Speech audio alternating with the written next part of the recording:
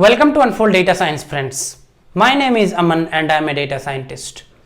Grid search CV versus randomized search CV. This is one of the topic which many of you have been asking me to cover in my YouTube live and through comments as well. So in this video, we will try to understand what is these two techniques, what are their differences and when to use what. Let's start the discussion. So in both these, you have something called CV. So CV stands for cross validation. Okay. So I'm quickly going to cover what is cross validation if some of you have little confusion on this. This is very simple term to understand actually. This is something like, let's say you are sitting with your sibling in the back seat of the car and your dad is driving the car, and your dad hears some sound and tells, hey, just check if the door is open, and you say, no, the door is closed. And then your dad tells to your sibling, hey, can you also check if the door is closed? So what your dad is trying to do is, your dad is trying to cross validate, and the same concept applies in the world of machine learning. So how machine learning typically works is, if we have the input data, right? If we have the input data, we break it into two parts. We call one part as train data and other part as test data. So when I say break, we normally take like something 70-30 ratio or 80-20 ratio. We call one part as train. With this part we train the model. The other part we call test. With this part we test how good the model has been trained. Okay.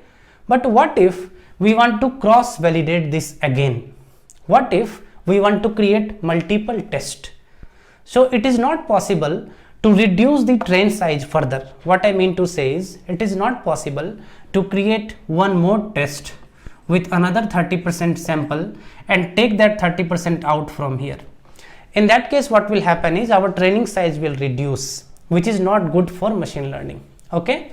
So the answer to that is something known as cross validation. So what happens in cross validation is, test will be selected randomly from the main data. Okay, I'm going to give you an example. Let us say your data has 100 rows.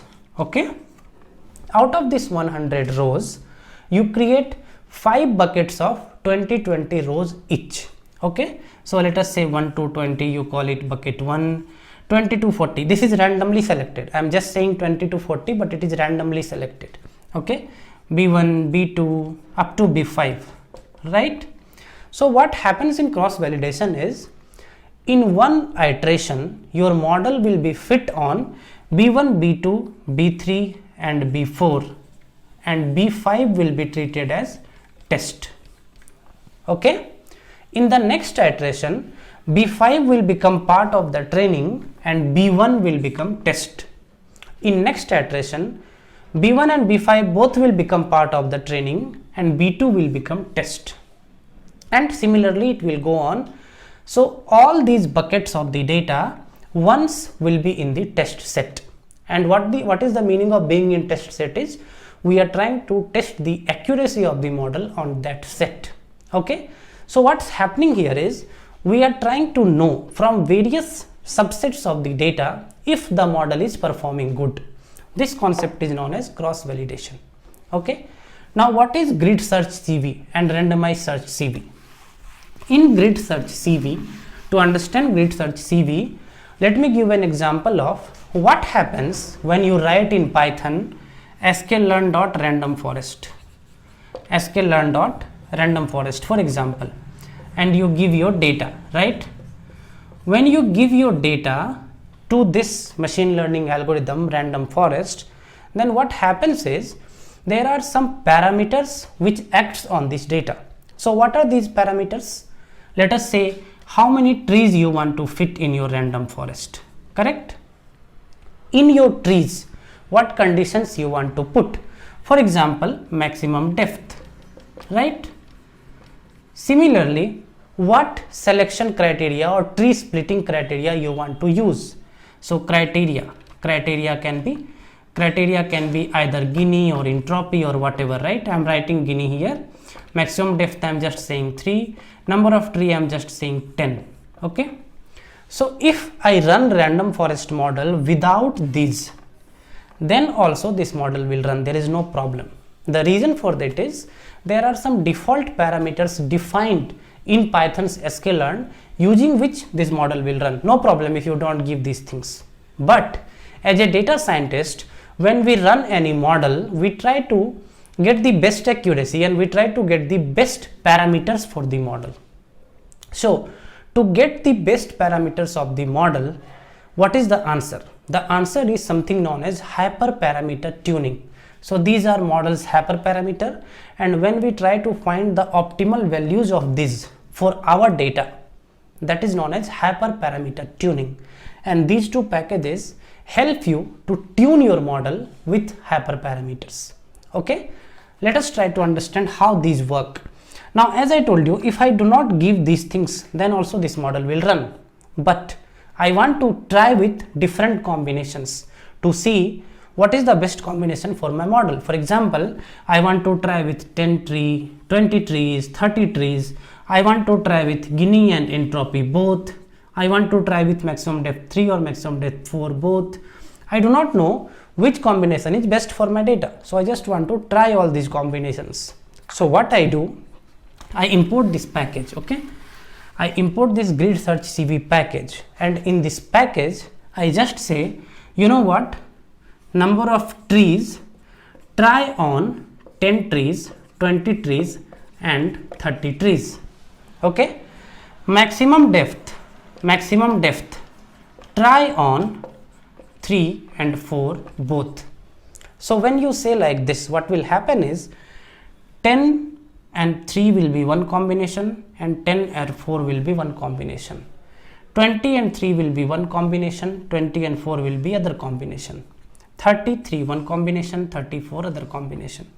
On all these combinations, this package will fit your model, and wherever it gets the highest accuracy, the model will give you that combination in the output.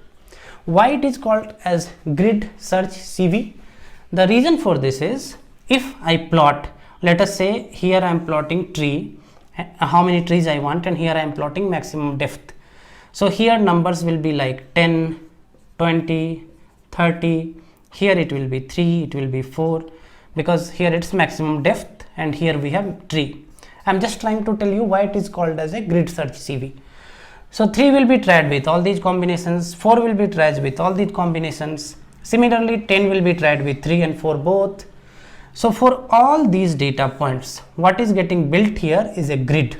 Okay, this is a grid. For all these intersections in the grid, okay, the model will run once. Getting it? The model will run once for all these grids.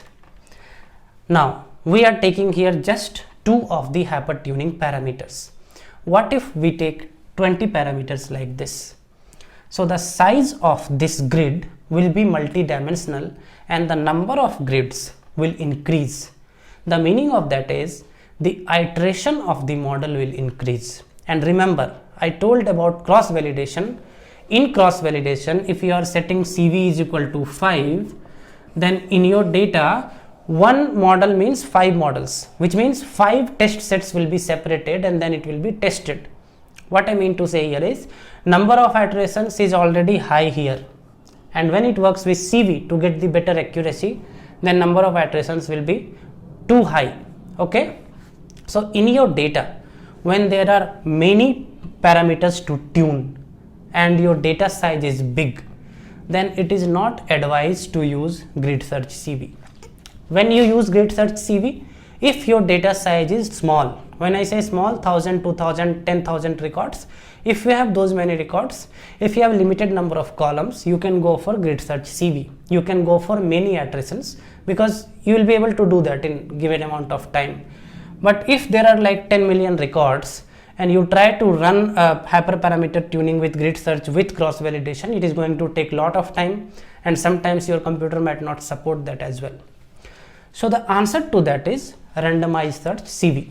How this works is, randomized search CV also more or less works in the same way as grid search CV, just that it will not run for all the combinations. Okay, so if you say, you know what, run for maximum depth of the tree, I want to try depth 3, depth 4 and depth 5, and then you say you know what, number of trees I want to try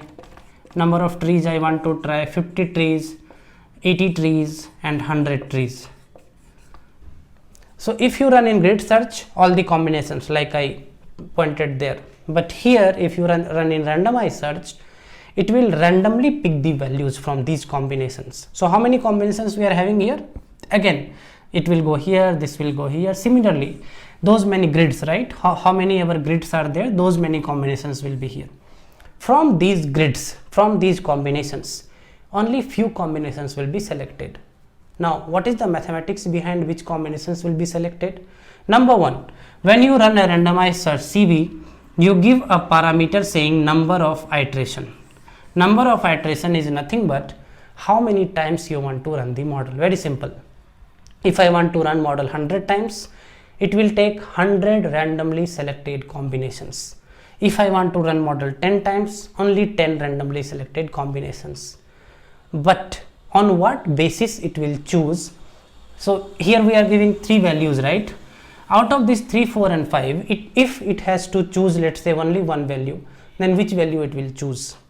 So that depends on what kind of distribution we are giving to the model to choose the value from.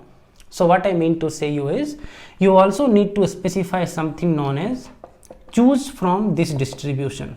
So you are giving a set of values.